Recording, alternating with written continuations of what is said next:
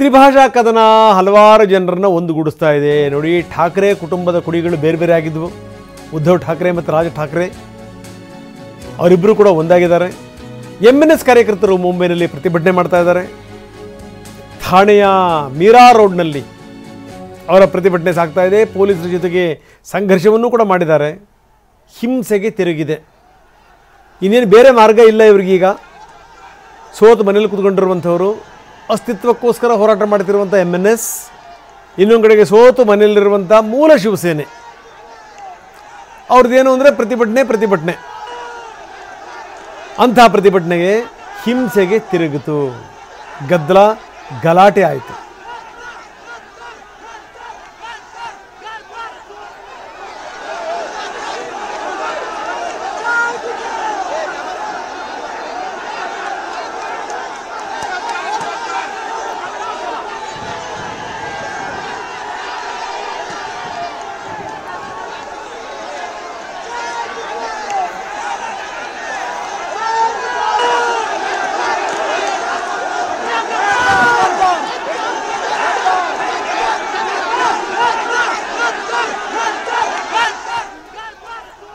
ನೋಡಿ ಎಷ್ಟರ ಮಟ್ಟಿಗೆ ಜನ ಸೇರಿದ್ದಾರೆ ಅಂತ. ಯಾಕೋ ಈ ವಿಪರೀತ ಪ್ರಮಾಣದಲ್ಲಿ ಜಾಸ್ತಿ ಆಗ್ತಾ ಇದೆ. ದಕ್ಷಿಣ ಭಾರತದ ರಾಜ್ಯಗಳಲ್ಲೂ ಕೂಡ ಅಷ್ಟನ್ನೇ. ಈಗ ಮಹಾರಾಷ್ಟ್ರದಲ್ಲೂ ಕೂಡ, ನಾವು ನೋಡ್ತೀವಿ, ಈ ಹಿಂದಿನಲ್ಲೂ ಕೂಡ ಇಂಥ ಘಟನಾವಳಿಗಳಾಗಿವೆ. ಆದರೆ ಈಗ ಮತ್ತೆ ಅದಕ್ಕೆ ಚಾಲನೆ ಸಿಕ್ಕಿದೆ. ಮುಂಬೈನಲ್ಲಿ ಹೇಳಿ ಕೇಳಿ ಬೇರೆ ಬೇರೆ ಭಾಗದಿಂದ ಬಂದಿರುವಂಥವರು. ಮುಂಬೈ ಬಿಸ್ನೆಸ್ ಹಬ್ ಅದು. ದೇಶಕ್ಕೆ ಅದರ ಕೊಡುಗೆ ತುಂಬ ದೊಡ್ಡದು.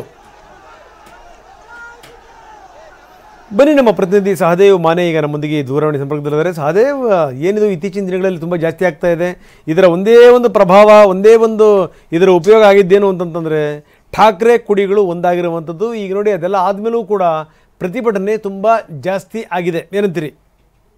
ಹೌದು ರಂಗನಾಥ್, ಏನು ಮಹಾರಾಷ್ಟ್ರದಲ್ಲಿ ಒಂದು ಭಾಷಾ ಕಿಚ್ಚು ಹೊತ್ತಿದೆ ಅಂತ ಹೇಳ್ಬೋದು. ಯಾಕಂದ್ರೆ ಇಲ್ಲಿ ಸಹಜವಾಗಿ ಮಹಾರಾಷ್ಟ್ರದಲ್ಲಿ ಮರಾಠಿನೇ ಅಂತಿಮ ಅನ್ನೋ ಮಟ್ಟಿಗೆ ಅಷ್ಟೊಂದು ಪ್ರಭಾವವನ್ನ ಮರಾಠಿ ಭಾಷೆ ಮಹಾರಾಷ್ಟ್ರದಲ್ಲಿ ಬಳಸಿಕೊಂಡಿರುವಂತದ್ದು. ಮತ್ತು ಭಾಷಾ ವಿಚಾರದಲ್ಲಿ ಯಾವತ್ತಿದ್ರೂ ಕೂಡ ಮಹಾರಾಷ್ಟ್ರದಲ್ಲಿ ಮರಾಠಿಯನ್ನ ಬಿಟ್ಕೊಡುವಂತದ್ದನ್ನ ನಾವು ಯಾವತ್ತೂ ನೋಡ್ಕೊಂಡು ಬಂದಿಲ್ಲ.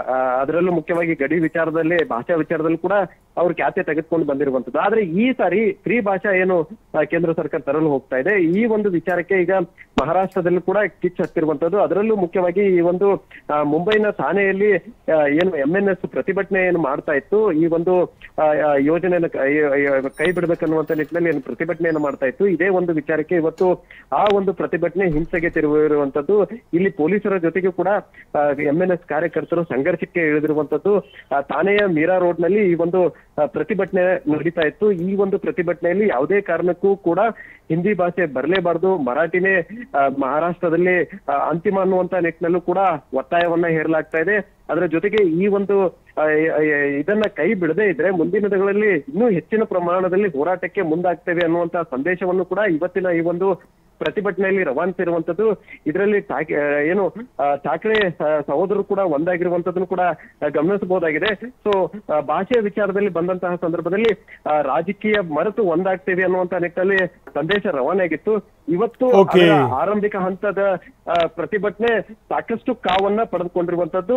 ಇಡೀ ಮುಂಬೈ ಥಾನೆ ಏನಿದೆ ಅದು ಕಂಪ್ಲೀಟ್ ಆಗಿ ಈಗ ಸ್ತಬ್ಧ ರೀತಿಯಲ್ಲಿ ಕಂಡು ಬರ್ತಾ ಇರಬೇಕು. ಹೆಚ್ಚಿನ ಪ್ರಮಾಣದಲ್ಲಿ ಕಾರ್ಯಕರ್ತರು ಜಮಾವಣೆಯಾಗಿ ಈ ಒಂದು ಸಂಘರ್ಷ ಏನು ಶುರುವಾಗುತ್ತೆ. ಹೀಗಾಗಿ ಬಹುತೇಕ ಆ ಒಂದು ಪ್ರತಿಭಟನೆಯ ಕಾವನ್ನ ಹತ್ತಿಕ್ಕೋಕೆ ಸಾಕಷ್ಟು ಪ್ರಯತ್ನವನ್ನ ಪಟ್ಟರು ಕೂಡ ಪೊಲೀಸರ ಜೊತೆಗೆ ಇಲ್ಲಿ ಕಾರ್ಯಕರ್ತರು ಯಾವುದೇ ಕಾರಣಕ್ಕೂ ಇದನ್ನ ನಾವು ಬಿಡಲ್ಲ ಅನ್ನುವಂತ ನಿಟ್ಟಿನಲ್ಲಿ ಕೂಡ ಸಂದೇಶ ರವಾನಿಸಿರುವಂತದ್ದು. ಧನ್ಯವಾದ ಸಹದೇವ್ ಮಾನೆ ತಮ್ಮ ವಿವರಕ್ಕೆ.